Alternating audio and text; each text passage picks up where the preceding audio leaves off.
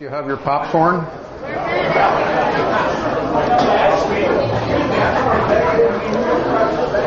As I mentioned to you the other evening, this is a very eclectic presentation. I've just taken a lot of slides that I had and a few photographs and put them on 35 millimeter slides, and it's sort of in chronological order. Okay, obviously this is a presentation by the Vixen Motor Company, and if you're not happy with what you see, you get your money back from buying your ticket to this event tonight.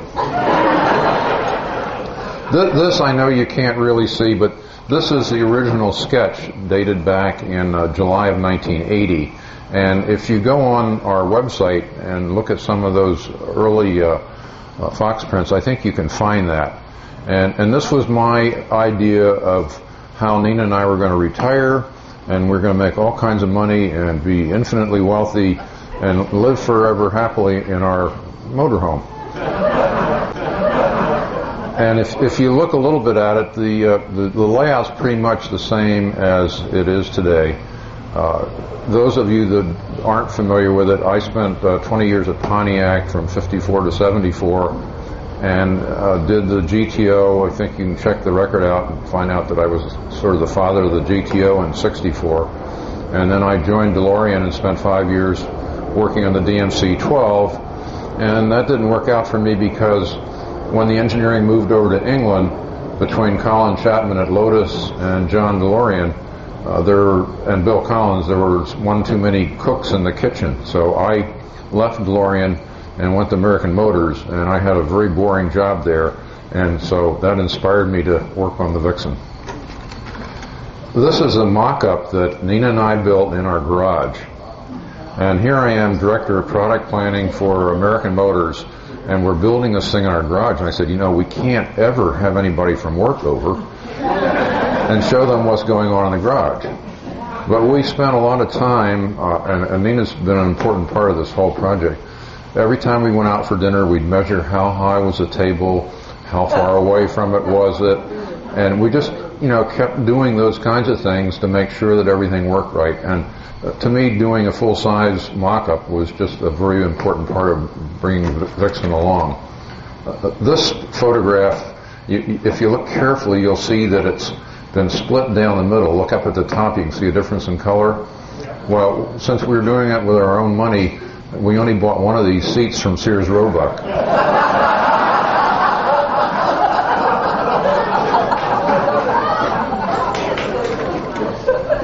This is again a shot with the two seats down, the bed position. Again, you can really see the split here where I split the photograph.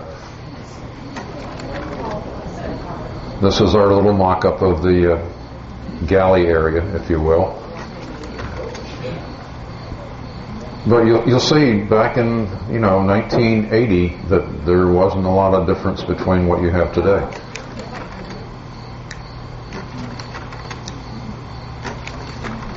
This was like January the 1st, 1981, and that's me sitting there, and it was cold, as you can tell.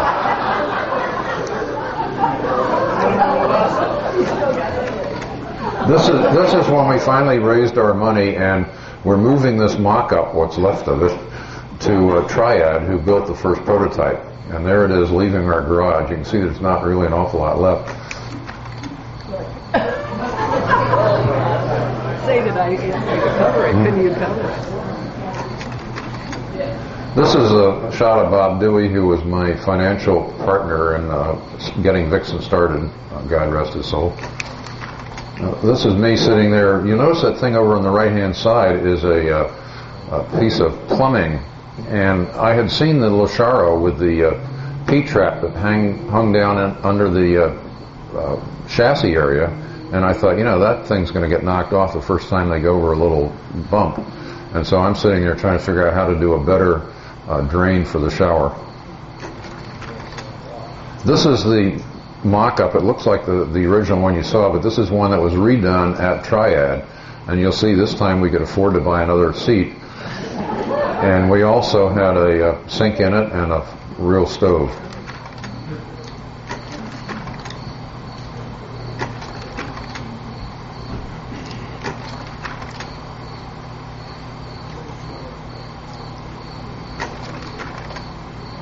And this you're familiar with. This is an early drawing of what the plan view would look like of the eventual TD.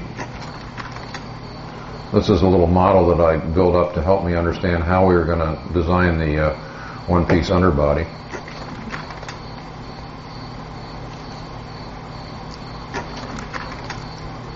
These are some early sketches that we were trying to put together to come up with something that was not only very functional but hopefully attractive.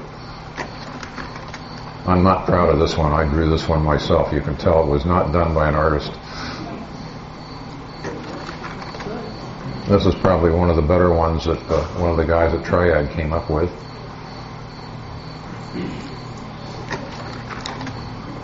This is a comparison, you can't see it too well, of the Vixen 21 with a couple of the Winnebagos behind it. You'll notice somebody's asked about the bathroom window. You can see that in this sketch there was one. This is the Vixen outline versus the GMC.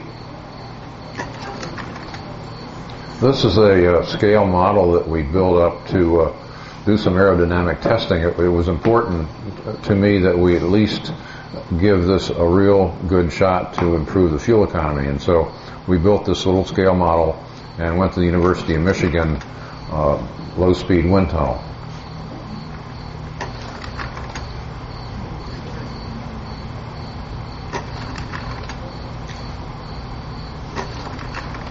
It was an interesting project. You can see here we're starting out with a very sharp corner at the windshield, and we just gradually increased the radius until increasing the radius didn't help a lot in reducing the aerodynamic drag.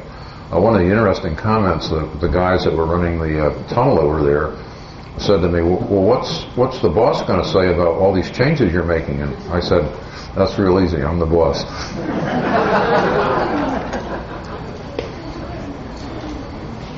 I don't think to this day anybody else in the RV industry has really done a true aerodynamic testing job.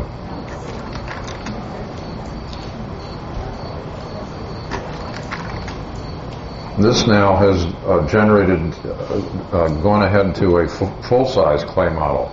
And this is just based on my automotive experience. This is the way you go ahead and do things. You make a full-size clay model, and then you can either take molds from it or digitize it.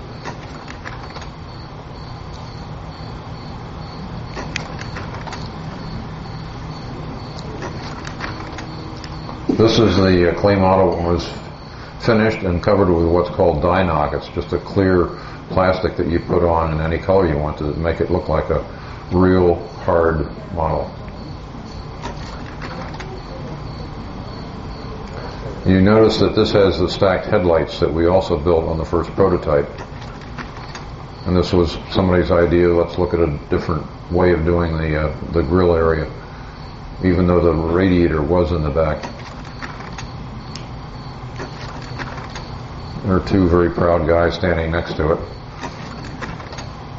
This is the bathroom model that many of you have heard my story that our daughter was going to Massachusetts College of Art and taking an industrial design course. And she started out by saying, well, Dad, I'm working on this universal furniture that the prisoners can build. And I said, wait a minute, you're the third one we sent to art school. I have another project for you, and I'd like you to do the bathroom in the Vixen. So I gave Jenny the basic dimensions, and she went ahead and built this mock-up.